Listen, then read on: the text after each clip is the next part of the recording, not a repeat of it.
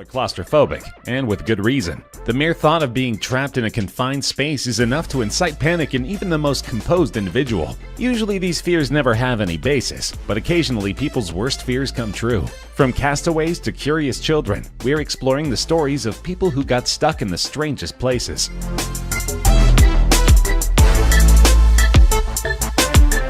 When Salvador Alvarenga, a 36-year-old fisherman from El Salvador, left his house in November 2012, he expected to be gone for a few hours at most. 438 days later, his fishing vessel was finally rescued after months at sea. It was soon after Alvarenga struck out in his tiny fishing boat that a monstrous storm hit. He and his assistant lost control of the ship's navigation and were blown almost 7,000 miles away from their original destination. The two men survived for months by catching fish and birds with their bare hands and drinking turtle blood, urine, and rainwater. "I was so hungry I was eating my own fingernails, swallowing all the little pieces," says Alvarenga. Unfortunately, Alvarenga's shipmate was not so lucky. He entered a delirious state after several months and refused to eat. After he passed away, Alvarenga kept him in the boat for a full week, continuing to speak to him as if he were alive. But finally, he had to face reality and pushed his partner overboard. When he was finally picked up by the Coast Guard, Alvarenga was socially starved and struggled to make eye contact with his rescuers. However, he lived to tell the tale, spending more time at sea than anyone in history. Harrison Okene was a cook aboard a tugboat based in Nigeria when tragedy struck. The boat capsized, killing most of the crew on board. Okene was lucky to survive in a 4-foot-tall bathroom that maintained a small air bubble. But for 3 days, Okene was trapped in this hellish space, with no way to signal for help and his air supply quickly running out. Experts estimate that Okene began to experience the first symptoms of carbon dioxide toxicity after about 56 hours. In the end, this usually proves more deadly than a shortage of oxygen. In the end, divers searching for bodies found his hand outstretched for help, and he was rescued, with only hours to live. The 29-year-old still has nightmares and vows never to return to the sea again. He's taken a new job as a cook on firm ground instead. Okene was the only survivor in a crew of 12 when the boat capsized. It still haunts him, but at least he escaped with his life. In 2010, the world's eyes were glued to a tiny mining town outside of Copiapo in northern Chile. This often ignored corner of the world garnered attention because 33 miners were trapped inside a copper and gold mine after a massive structural collapse. The mine, opened in 1889, had been the site of numerous earlier accidents, including an explosion in 2007 that killed 3 miners. Little was done to improve conditions before the mine was reauthorized for continued excavation by Chile's National Geology and Mining Service in 2008. After news of the collapse reached authorities, an intensive, highly orchestrated 69-day rescue operation was put into motion. Complications were numerous. There was another collapse, and for a while, all hope seemed lost. But after an ingenious drilling operation was devised, the men were hoisted up individually in a shaft barely wider than their shoulders. There was much rejoicing as they saw daylight for the first time in more than 2 months. Church bells rang out in Chile when the first miner was extricated, and Chileans were glued to their televisions throughout the night, proud of their nation's ability to save the men. Since then, the men have led a lawsuit against the mining company for more than $27 million.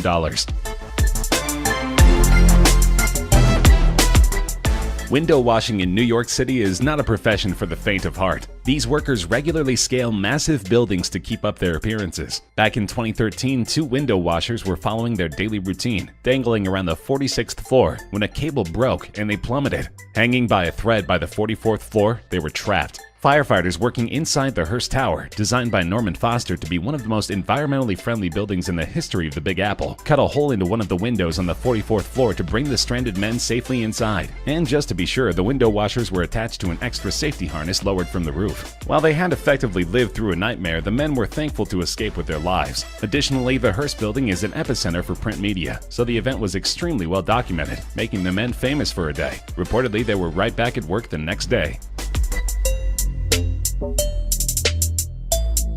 A British father tragically died after he crawled into a rabbit hole and got stuck while out hunting with his dogs and ferrets. The man loved to hunt rabbits in his free time and was very experienced, making the incident even more mysterious. The tragedy occurred on New Year's Day 2015, and relatives were concerned when he failed to attend a celebratory lunch they had organized and raised the alarm with police the next day. His body was found by a member of the public on January 2nd, with his bottom half sticking out of the rabbit hole. He was at a 45-degree angle curved around the hole. There was a hand coming out of the hole in between the male's legs. I could not see the other hand, said a police officer. There were scratch marks on the ground. It became obvious that the man was deceased. The man was remembered fondly by his friends and family for his generosity and good humor.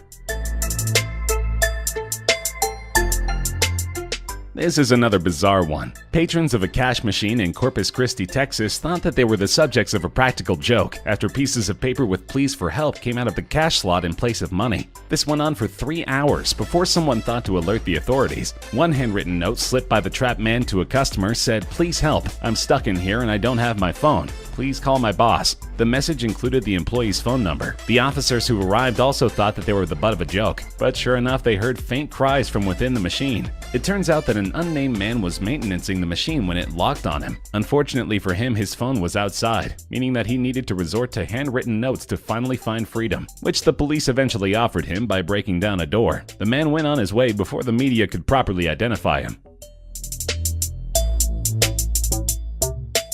Back in 2012, a group of Brazilian inmates hatched a brilliant escape plan to bust out of jail. They used a metal pipe from their shower to smash a hole in the wall and slip out undetected. Unfortunately for them, one of the inmates was too big for the hole and became trapped. Because he was only the second of 4 escapees, the other 2 were trapped inside behind him. He was left with his upper body hanging out of the prison while he was trapped by the hole in the wall around his midriff. In the end, it was his own screams for help that alerted the guards to his escape attempt. He was rescued after firemen smashed through the rest of the wall and was then treated for a suspected fractured rib. When police returned him to his cell, they found a suitcase full of clothes in anticipation of his escape. Brazil has notoriously lax prison security. In the same month, 14 other inmates successfully escaped, but in many cases, this is due to widespread corruption. Prisoners can effectively buy their own freedom if they talk to the right guard. However, this has raised concerns because many prisons are near to schools. A 3-year-old Irish boy simply couldn't wait to win a toy from a claw machine in the small town of Tipperary. Jamie Bracken Murphy was disappointed not to win a toy as he played the notoriously difficult claw game and decided to climb inside in order to get his loot. Unfortunately, after scooting inside, he found himself trapped behind the glass, unable to get out. His dad said he was sitting with Jamie's 5-year-old brother Shane before hearing muffled complaints behind him. "I turned around and just see Jamie's face looking out from behind the glass. I wasn't surprised at all, really. He's a very mischievous, sharp kid who's always pushing boundaries. He was inside for about 10 minutes and was worried for maybe 10 seconds at the start, but then he just found it hilarious." The staff searched for a key while an off-duty fireman ultimately saved the day and rescued the boy. When interviewed, Bracken Murphy said he wasn't embarrassed or upset. In fact, he was ready to laugh at the absurdity of the whole ordeal. Many people have phobias of elevators, and these phobias are not unfounded. Especially if an elevator has not been properly maintained, it's not uncommon for the car to become stuck, but usually the jammed elevator can be easily restarted. Rarely does a car remain stuck for more than a day. That's exactly what happened to Nicholas White, a New York City production manager who was just going outside to smoke a cigarette. It turned out to be the longest cigarette break of his life. The elevator was stuck for a full 41 hours, during which time White had no food, water, or communication. His only sustenance was a pack of Rolaids.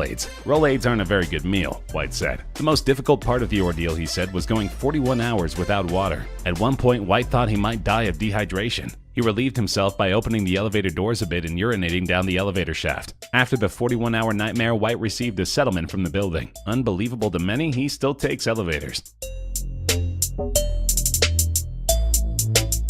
In 2016, a Norwegian man had the distinctly unpleasant experience of getting trapped inside a public toilet. Cato Bernstein Larsen climbed into the toilet in an attempt to rescue a phone that his friend had dropped while using the toilet. The 20-year-old dived in feet first and stood thigh-deep in the contents of the toilet for over an hour as he waited for help. "I was obviously slim enough to get into it, but not slim enough to get out. I was down there for 1 hour, and it was very unpleasant," Mr. Larsen told a local news agency. The toilet is not connected to a sewer, and its contents are only emptied once a year. It took 4 firefighters 10 minutes to demolish the outhouse toilet, which is now out of service. "It was disgusting as hell. The worst thing I've ever experienced," he recounted to local media outlet VG, adding animals were down there too. Despite the unsanitary conditions, Larsen left in relatively good health.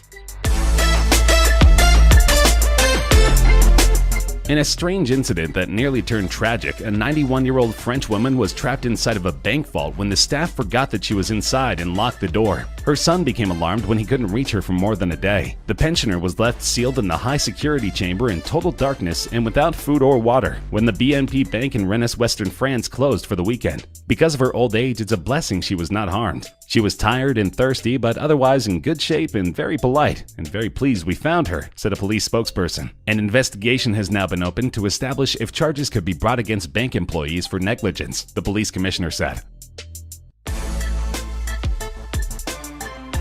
A Hungarian man named András Thomas lost most of his adult life due to a clerical error. A young conscript in World War II, Thomas was relegated to a Russian mental institution because Russian authorities thought that he was speaking gibberish, when really it was his native tongue. His plight was not discovered until the late 1990s, when he was taken to a general hospital to be treated for high blood pressure and circulatory problems. There he had a chance encounter with a Russian doctor of Slovak origin, who recognized Thomas' words as Hungarian. The doctor did a little investigating. The Russian media picked up the story, and after about 2 years of bureaucratic fussing, Tomas was issued a Hungarian passport and discharged from the hospital. Of course, the damage had been done, but he's being treated as a hero in his native Hungary. Some people even call him the last prisoner of World War II. He's still adjusting to his new life in Budapest.